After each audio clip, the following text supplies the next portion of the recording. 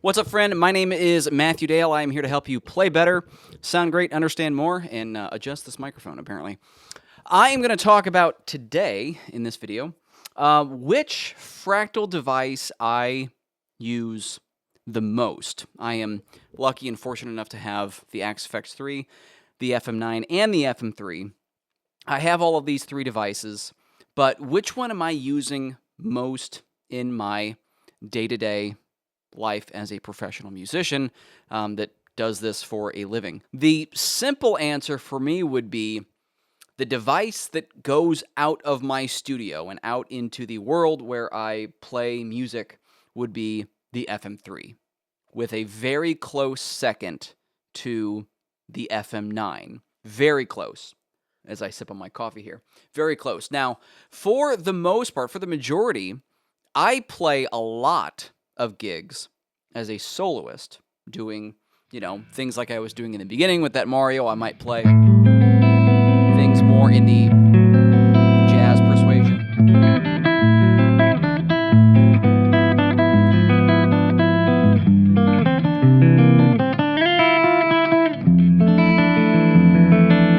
Right, so I might do a lot of gigs like that for corporate events. I usually get pretty busy around the holidays doing those, weddings, cocktail parties, whatever swanky-ish sort of event that anyone might want to have, and they want some nice background music. I'm the guy they call, generally.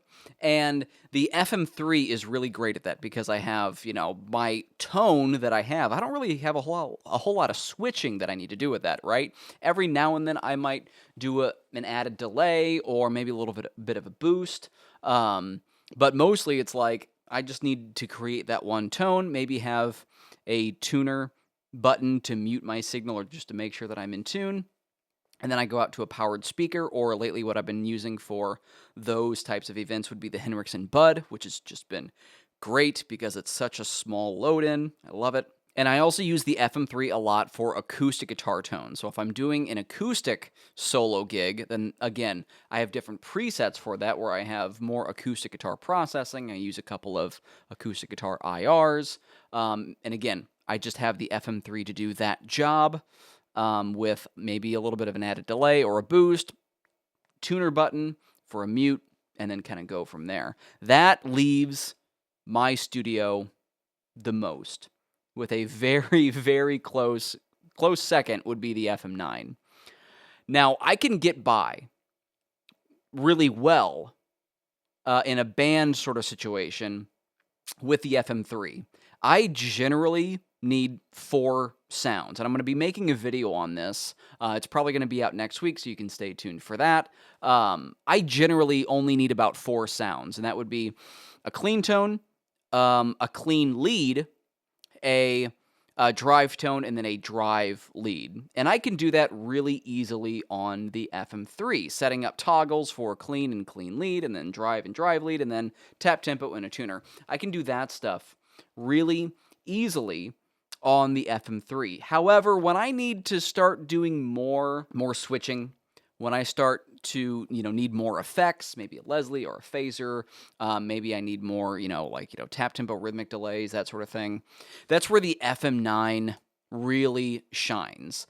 I don't always get into the upper limits of the CPU processing power on the FM3, and I would even say for most gigs, I personally I'm not really touching 80% a whole lot of the time. But if I was, and if I needed more switching, obviously I would be taking the FM9 for that stuff. So that would be church gigs.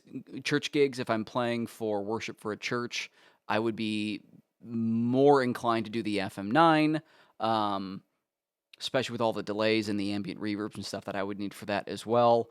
And lately, if I'm sitting in or playing with a band and I just need access to more tones, I would be going with that. For what you get in the package of the FM9, it's really, really, really hard to beat. You get all 9 of the switches. You get almost as much horsepower.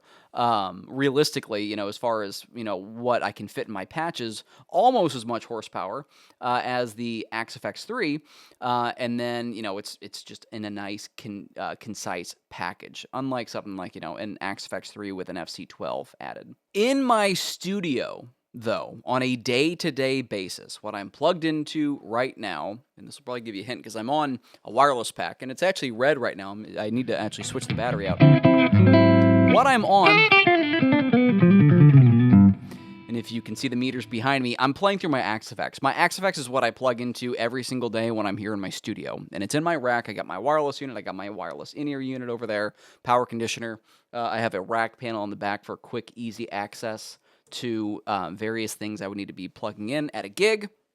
However, I don't take it out gigging much because it's a little bit overkill unless I need a wireless and a wireless in-ear pack that I have to provide for myself. Then I would be taking it out into the world of gigging, with one exception, and I guess that is the exception that I just mentioned. I'm getting ready to leave for a tour, a small run of 12 shows on the road, and this touring production is going to be doing the touring production extremely well, because this tours incredibly well. It's in a rack case. You put the covers on, bam, you put it in the back of the truck and you go. And as far as connections, when I get to a gig, this usually lives over stage left, and I'll run a cable in my FC6 controller down at my, kind of home base station, and all the connections that I really need to make over with the Axe-FX are basically the power cable, right? Because I got the power conditioner in the rack, so I just power the rack, and I'm up and running. It takes me 30 seconds to set up my entire rig. And then I might want to go through a couple presets and just double check my tones, yada, yada, yada. Although front of house is really good at doing that if you're working with, really good front of house engineers, which I've been fortunate enough to work with in the past, then, yeah, they might, tweak the EQ a little bit on the board to kind of suit the venue of the day and that sort of thing. So I generally don't have to do a lot of tweaking myself, which is nice. So literally, I show up, I'm on the road, I go in for our setup and then our sound check, and I take the covers off, I power it up, and then plug in my FC6, and then I'm good to go. For this tour in particular, I'm actually taking this one step further with the Axe-FX. I pre-programmed all of my preset and scene changes for different effects, tones, a lead boost, all of that stuff. I actually pre-programmed that with the show tracks that I also had to put together for this tour as well. So that's just another benefit. I really don't even need the FC6 for this one, but I am launching the tracks from my FC6. So I've got a little, play button down there that I programmed, and literally I hit play for that next song, play, and all of my switching is done for me, which is pretty great. So all of these really have their place. I use live the FM3 more than anything, just because of the nature of what I do. I play as a soloist a lot. That's what I do very consistently throughout the year. When I am playing with larger bands or need a little bit more switching availability or preset space, CPU power, I'll use the FM9. Those leave my studio a lot more than the Axe-FX. But when I have the opportunity to actually go on something that's a bigger production, the Axe-FX is wonderful for that sort of thing. I'm also running, for a couple of songs, a second electric guitar through here, through a separate signal chain, and an acoustic guitar through here on a separate signal chain as well. So it's nice to have that. Of course, me, in the role that I'm in, I'm the music director and the lead guitar player.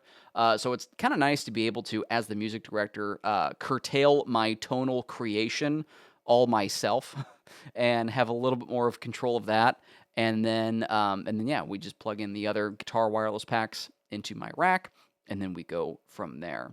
So I'm not really doing a whole bunch of Axe-FX gymnastics in this video. I'm just telling you honestly how I use these day to day as someone that does have all three of these devices, which one I'm leaving gigging with most of the time, which one works in my studio and on tour more than the others. But I can't say enough good things about these. Now, if you want to learn your FM3, your FM9, your Axe-FX III even better, I want to let you know I have a free training that I want to offer you, totally free.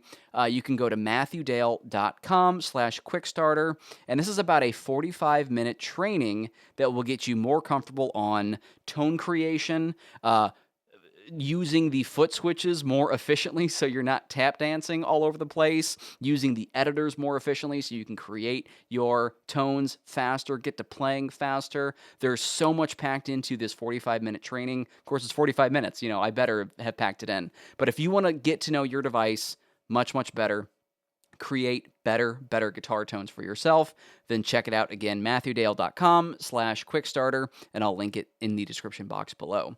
Thanks for hanging out with me today. I'm going to go back to playing the Axe-FX on this clean tone, and I'll do something else. How about a Beatles song?